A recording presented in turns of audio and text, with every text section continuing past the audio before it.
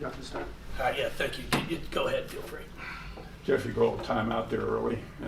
If they went down the lane line and make it 14-8, would you tell your team? Well, we were turning the ball over too much. We were scoring, but the problem is I think we had like 4 turnovers in our first 10 possessions of the game, and you just can't do that. We had 6 turnovers in the first quarter, and we're up 16. I thought it could have been 20. But unfortunately, we got really sloppy there. So I just told them, you guys stay focused, take care of the basketball, get each other shots. And I thought after that, we did a really nice job. What did you want to do, knowing Notre Dame's situation coming into this thing? What was your plan of attack? Well, our goal was to try to go inside out, and push the ball in transition, and try to attack. I mean, we have been playing pretty well the past month, a pretty balanced group. It's not just on one player, and I thought we did a really nice job. A 25 assist on 34 made field goals shows that you're passing the basketball. You got how do you approach Sunday's exhibition game, middle of the season kind of thing? Yeah, I mean, we are really excited about it. We're working hard to sell tickets. We're up a little bit over 10,000 right now. Being a Super Bowl Sunday, I think that's pretty impressive. And we'll get back home tonight. We'll actually just watch them practice tomorrow. We won't practice. I figured the opportunity to watch your national team practice is probably better than holding your own practice. And then we'll actually practice on Saturday, prepare for them, and then it's a great opportunity. It's a great opportunity for our city, for our fans, to see the best players in the world. Angel McCoughtry is coming back, so that's going to be great for our fan base. And then I've already told our team. I mean, everybody's going to get the opportunity to play. I'm going to put everybody out there because at the same time we do have to play Florida State on Thursday and then at Syracuse on Sunday. So it's our bye week, and that's why we're trying to make sure I give them off tomorrow. And then we'll come back after the game on Sunday and give them off on Monday. So they're really excited about it. But they have done a wonderful job of making sure we stay focused on the game at hand and then start thinking about this national team game until it was time. Speaking of losing the bye week, you had an opportunity to rest your starters for a lot of the third quarter and I think the entire fourth quarter. Does that kind of give you some of that benefit back? Yes, I mean, it was really nice. I was pleased with how we came out, especially starting the third quarter. And, Dana plays, about 26 minutes, and then you've got Jazz at 25. Yassine played 29. I was really pleased to be able to rest them as much as we were, especially the entire fourth quarter. You mentioned Yassine. She was a little bit jittery, just like the rest of the team, but she really settled in. Were you happy with her stat line and how she played at the point? Yeah, I mean, she had a 7 assists for us. I thought she passed the ball really well. 7 assists, 3 turnovers. Dana ended up with 6 and 1. The one that I got on early in the game was Jazz because she had 3 turnovers in the first quarter, but then she settled down also. So it was a game, a great game. I mean, we came up, prepared for them. It was nothing that we were going to take lightly. I don't care what their record is. We played against Destiny Walker at North Carolina. Sneezik was a starting point guard at Stanford when we played them in the Sweet 16. Sam Burnell watched her play in high school. Gilbert, we tried to recruit Michaela Vaughn. I mean, they're good players. They're really good players. So we came up here giving them the utmost respect. You mentioned the other day you had that year about a decade ago with 18 losses. So you could maybe speak to what it's like for a championship level coach to go through a year like this, how much misery there is, and how do you get through it?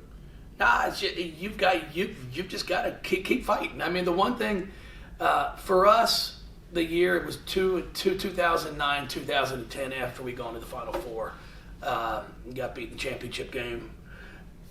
Des Bird was our starting point guard in that game. She hurts her knee. Monique Reed gets injured. We had 4 or 5 kids also that got hurt, and then we had a walk-on that joined the team that I told her she wouldn't travel to away games at the beginning of the year that ended up about 8 games in being my starting point guard.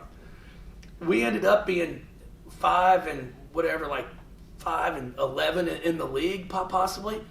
And I know you're going to think it's stupid, but it was one of the most enjoyable years I've had because we competed. We weren't very good. We didn't have one single McDonald's All-American out there.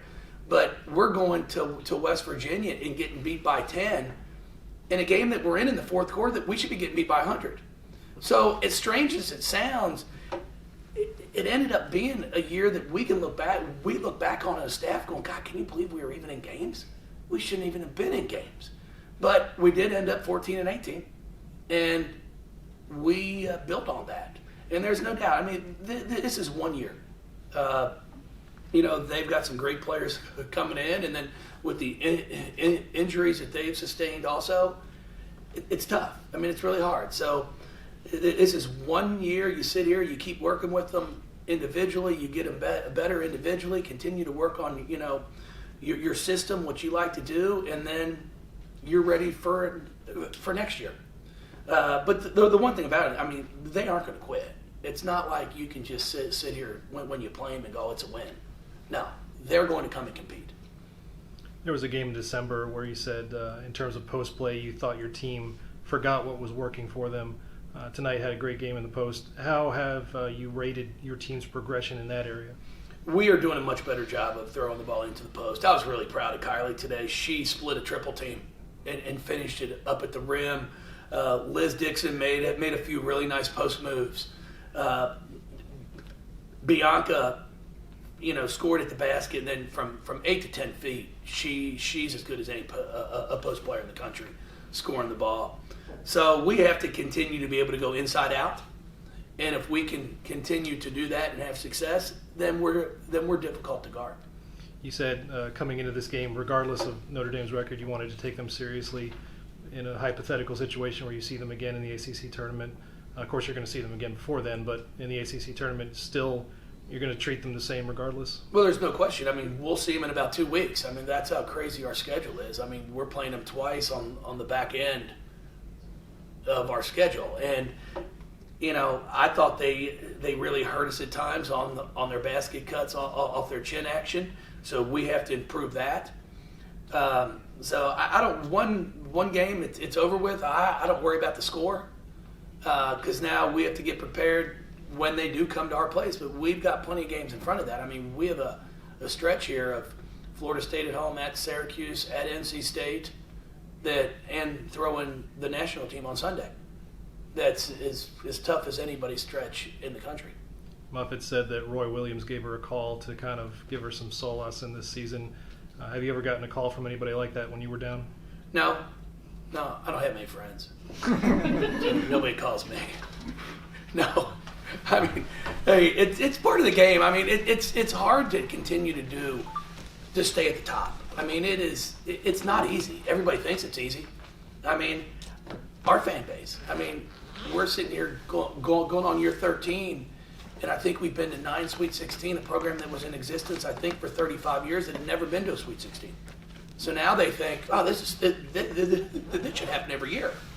Which Muffet's built expectations here. Like they expect them, our fan base expects them to go to the Final Four every single year.